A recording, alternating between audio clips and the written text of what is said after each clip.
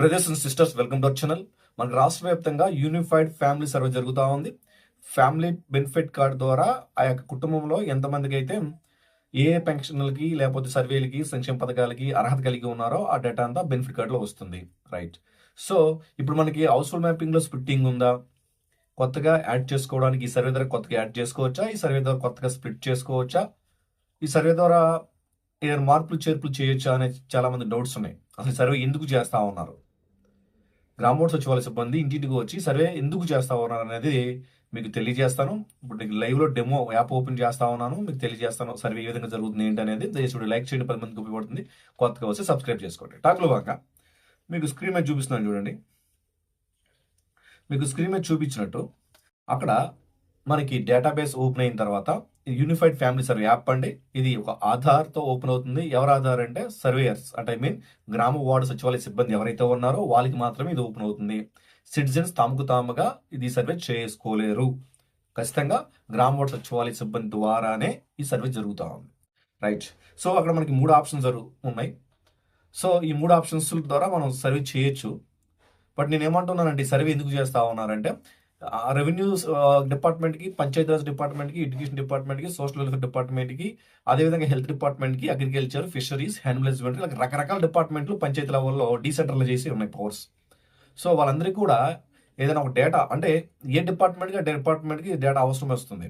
So ఆ data అన్నిటి కలిపి అంటే ఆయా డిపార్ట్మెంట్లకి పాలసీ మేకింగ్ కొరకు అంటే ఏదైనా స్కీమ్స్ డిజైన్ చేయాలన్నా, ఒక సర్వీస్ డిజైన్ చేయాలంటే ఈ data important.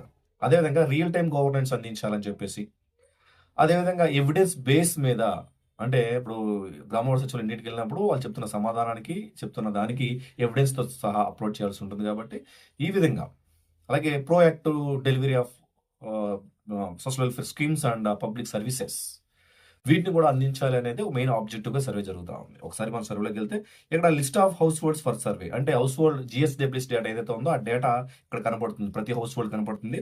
Next one list of citizens for survey. ఎవరైతే జిఎస్డబ్ల్యూఎస్ డేటా హౌస్ హోల్డ్ మ్యాపింగ్లో లేరో వాళ్ళని కొంత వరకు గుర్తించడం జరిగింది, వీళ్ళు లేరు అని చెప్పేసి వాళ్ళ డేటా అక్కడ ఇవ్వడం జరిగింది, ఫ్రీ ఐడెంటిఫై చేసి.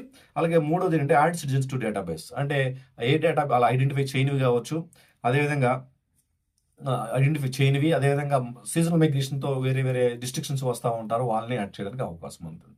జిఎస్డబ్ల్యూఎస్ డేటాకి ఈ డేటాకి సంబంధం ఉండదు. ఇది జస్ట్ పాలసీ మేకింగ్ కొరకు, అలాగే బెనిఫిట్స్ ఇవ్వడం కొరకు ఈ డేటాబేస్ యాక్యురేట్గా ఉండాలి. Okay, right. ఒకసారి list of households open చేస్తా ఉన్నాను.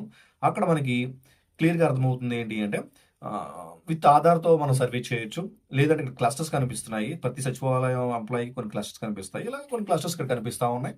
రైట్. ఇక్కడ నేను ఒక క్లస్టర్లో ఉన్న హౌస్ హోల్డ్ తీసుకుంటా ఉన్నాను. సో ఇక్కడ హౌస్ హోల్డ్స్లో నేమ్స్ కనిపిస్తూ ఉన్నాయి. రైట్. సో ఇప్పుడు దీన్ని బట్టి మీకు ఏమర్థమైందంటే ఇక్కడ సర్వే అనేది ఒక కుటుంబానికి ఒక హౌస్ దగ్గరికి వెళ్ళిన తర్వాత అక్కడ ఒక నలుగురు ఉంటే మెంబర్స్, ఆ నలుగురికి ఇండివిజువల్గా సిటిజన్ వైజ్గా సర్వే చేయాలి. అలా ఇండివిజువల్గా నలుగురికి సర్వే చేసిన తర్వాత ఫైనల్గా ఫ్యామిలీ సర్వే చేయాలి. Both are different. Individual survey వేరు, ఫ్యామిలీ సర్వే వేరు, రెండు కూడా కలిపి ఈ సర్వేలో చేస్తారు. సో ఇండివిజువల్ సర్వే ప్రతి ఒక్కరు ఒకటే కాబట్టి నేను ఒక ఇండివిజువల్ తీసుకొని మీకు ఎలా చేయాలని చూపిస్తూ ఉంటాను. ఓకే. సో ఒక పేరు తీసుకున్నాను, నేను నలుగురిలో ఒక పేరు సెలెక్ట్ చేసుకున్న తర్వాత ఇక్కడ డేటాబేస్లో ఈ ఇండివిజువల్గా మనం సర్వే చేసేటప్పుడు ఒక బేసిక్గా 4 మన ఇన్ఫర్మేషన్ తీసుకుంటా ఉంటాం. ప్రొఫైల్ అంటే basic profile, social profile, employment and skilling and employment and livelihood, ఇలా ఒక 4 పారామీటర్స్ ఇక్కడ మనం తీసుకుంటాం. ఓకేనా. సో ఇక్కడ ఆధార్ ఉంది చూసారా, ఆధార్ డీటెయిల్డ్గా అంటే మనకి ఫిట్ చేశారు. అంటే గ్రామ వార్డు సచివాలయం జిఎస్డబ్ల్యూఎస్ డేటాబేస్ నుంచి ఈ యాప్లోకి ఆ డీటెయిల్స్ని ఇంక్లూడ్ చేశారనమాట. ఆధార్ నెంబర్ కనిపిస్తూ ఉంది ఇక్కడ, అలాగే సిటిజన్ నేమ్ కనిపిస్తుంది, అలాగే జెండర్ కనిపిస్తూ ఉంది, date of birth, enter mobile number. ఇందులో ఫర్ ఎగ్జాంపుల్ ఏమైనా తప్పు ఉంటే మీరు అక్కడ పెన్సిల్ మార్క్ కనపడుతుంది కదా, ఇక్కడ ఆ పెన్సిల్ మార్క్ క్లిక్ చేసిన తర్వాత సిటిజన్ ఎవరైతే ఉన్నారో అతను ఈక్వేజ్ తీసుకుంటూ ఆటోమేటిక్ ఇక్కడ అప్డేట్ అయిపోతాయి అకార్డింగ్ టు ఆధార్ ప్రకారం తప్పులు ఉంటాయి. అలాగే ఎంటర్ యువర్ మొబైల్ నెంబర్, ఇక్కడ డెడికేటెడ్ మొబైల్ నెంబర్ అవ్వాలి, ఓటీపీ వెరిఫికేషన్ జరుగుతూ ఉంది. అలాగే ఇక్కడ ఎన్ని ఇయర్స్ నుంచి ఆంధ్రప్రదేశ్లో ఉన్నారంటే మీరు ఏదో సంథింగ్ 10 ఇయర్స్ తీసుకుంటారు. అదేవిధంగా what your current marital status, పెళ్ళయిందా లేదా, సో సింగిలా, మ్యారీడా, డివోర్డెడా, సపరేటా, డివోర్స్డా. ఓకే. ఇలా అంటుంది. మీరు ఏది తీసుకుంటే దీనికి ఒక సర్టిఫికేట్ కూడా అందుబాటులో ఉంటే అప్‌లోడ్ చేయాల్సి ఉంటుంది. అదేవిధంగా ఒకవేళ హస్బెండ్ అయితే హస్బెండ్ నేము, ఫాదర్ అయితే అంటే మ్యారీడ్ అయిన వారికైతే హస్బెండ్ నేము, అన్‌మ్యారీడ్‌కి ఫాదర్ నేమ్ తీసుకుంటారు. సో, అదే విధంగా మనం ఇక్కడ చూసినట్లయితే హ్మ్. వాట్ ఈజ్ అయిపోయిన తర్వాత సెలెక్ట్ ఫాదర్ నేమ్ అయిపోయిన తర్వాత సోషల్ ప్రొఫైల్‌కి వచ్చిన తర్వాత ఇక్కడ మీకు సోషల్ ప్రొఫైల్ ఏమవుతుంది? ఇక్కడ పర్టిక్యులర్‌గా క్యాస్ట్ కేటగరీ ఎస్సీనా, బీసీనా, ఎస్టీనా క్యాస్ట్ అడుగుతా ఉంది. అలాగే సబ్ క్యాస్ట్ మాలానా లేకపోతే ఐ మీన్ బీసీ అయితే కళింగ ఇలా ఏవైతే ఉన్నాయో అవి మనం మెన్షన్ చేస్తాం. అలాగే రిలీజియన్ ప్రతి ఒక్కరికి తెలిసిందే హిందూ వస్తుంది. హిందూ వస్తుంది. ఓకే. రైట్. సో, అదే విధంగా ఇక్కడ మార్చుకోవచ్చు సార్ అంటే మీరు తీసుకుంటే అలా ఓపెన్ చేస్తే చూసారు ఇక్కడ BCA, BCB, BCC, BCD, BCE, OC, SC, ST అన్ని క్యాస్ట్‌లో వస్తుంది. బట్ ఇక్కడ మనం ప్రాపర్ డాక్యుమెంట్ అప్‌లోడ్ చేయాల్సి ఉంటుంది. ఏమైనా టీసీ గాని, మార్క్స్ మెమో గాని, క్యాస్ట్ సర్టిఫికేట్ గాని అప్‌లోడ్ చేయాల్సి ఉంటుంది. మేబీ మ్యాండేటరీ సర్టిఫికేట్స్ అంటే కాదండి. ఒకవేళ లేకపోతే నాట్ అవైలబుల్ పెట్టి కూడా సర్వే చేయొచ్చు. అలాగే ఎడ్యుకేషన్ డీటెయిల్స్ చూసినట్లయితే ఇక్కడ కరెంట్లీ పర్సూయింగ్ చదువుతున్నారా అని అడుగుతా ఉన్నారు. చదువుతున్నారా? ఎస్ అయితే ఎస్, నో అయితే నో. అలాగే హైయెస్ట్ క్వాలిఫికేషన్ అడుగుతున్నారు. ఎస్ అయితే ఎస్, నో అయితే నో. ఒకవేళ హైయెస్ట్ అంటే school level diploma, under graduate, post graduate, master degree, doctorate ఇవన్నీ కదా చూసుకోవచ్చు. అలాగే any skill yes or no yes. ఏదైనా స్కిల్ ట్రైన్ చేస్తే స్కిల్ మీద ట్రైన్ చేస్తారు. అదేవిధంగా do you want to pursue any skilling course ఏమైనా స్కిల్ కోర్స్ తీసుకున్నారు ఎస్ అంటే ఎస్, నో అంటే నో. అదేవిధంగా మీకు ఇక్కడ ఎంప్లాయ్మెంట్ అండ్ లైవ్లీవుడ్ ఎంప్లాయ్మెంట్కి సంబంధించి ఆక్యుపేషన్ ఏంటి? ఆక్యుపేషన్‌కి సంబంధించి మీరు సెంట్రల్ గవర్నమెంట్ ఎంప్లాయా, స్టేట్ గవర్నమెంట్ ఎంప్లాయా, తర్వాత హాస్పిటల్ సంథింగ్ ఇక్కడ చాలా మీకు నేమ్స్ కనిపిస్తా ఉన్నాయి. చూసారా ఇక్కడ? ఏదైతే అలా. ఇంక చూడండి fisherman, farmer, mechanical, weaver, electrician, plumber, carpenter, boat maker ఇలా చాలా నేమ్స్ ఉన్నాయి.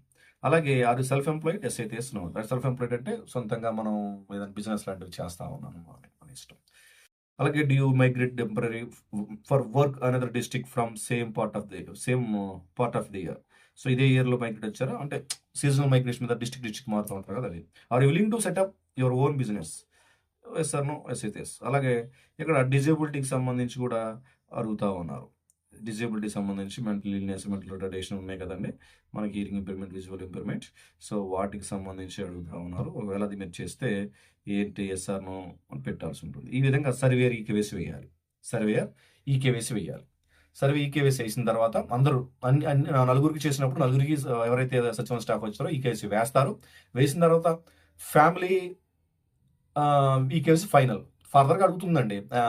ఏమడుగుతుంది ఫర్దర్‌గా అంటే ఫ్యామిలీ డీటెయిల్స్ అని ఇండివిడ్యువల్ డీటెయిల్స్ కదా! ఫ్యామిలీ డీటెయిల్స్ ఏమడుగుతుందంటే ఎలక్ట్రానిక్ అసెట్స్ అంటే ఏసీ, ఫ్రిడ్జ్, తర్వాత వాషింగ్ మిషన్ ఇలాంటివి ఏమున్నాయని అడుగుతుంది. అలాగే అగ్రికల్చర్ అసెట్స్ అంటే ట్రాక్టర్ అడుగుతుంది. తర్వాత 2 వీలర్ ఉందా? 4 వీలర్ ఉందా? అంటే మోటార్ వెహికల్స్ గురించి అని అడుగుతా ఉంది. అదేవిధంగా యానిమల్ హస్బెండరీ అంటే కోళ్ళు, మేకలు, గొర్రెలు ఇవి ఏమైనా ఉన్నాయా మీ ఇంట్లో? ఇవన్నీ అడుగుతా ఉంటారు. ఫైనల్‌గా ఉన్నాయని పెడతారు. లేదని పెడతారు. యాక్యురేట్‌గా పెడతారు. ఫైనల్‌గా అడల్ట్ 18 ఇయర్స్ దాటిన వారి యొక్క ఈకేవైసీ తీసుకొని దీన్ని సబ్మిట్ చేస్తారు. ఇది మీకోసం, పబ్లిక్ కోసం అంటే ఒక సింగిల్ సర్వే ద్వారా మల్టిపుల్ ఇన్ఫర్మేషన్ గ్యాదర్ చేయడం కోసం ఈ సర్వే. ఇది యూనిఫైడ్ ఫ్యామిలీ సర్వే. ఇవి ఓవరాల్ డీటెయిల్స్ అడుగుతా ఉంటారు. ఇది పబ్లిక్ చాలా ఉపయోగపడుతుంది. దయచేసి సచివాలయ సిబ్బందికి కోఆర్డినేట్ చేయండి. అందరూ బాగుండాలి, అందరూ జరగాలి.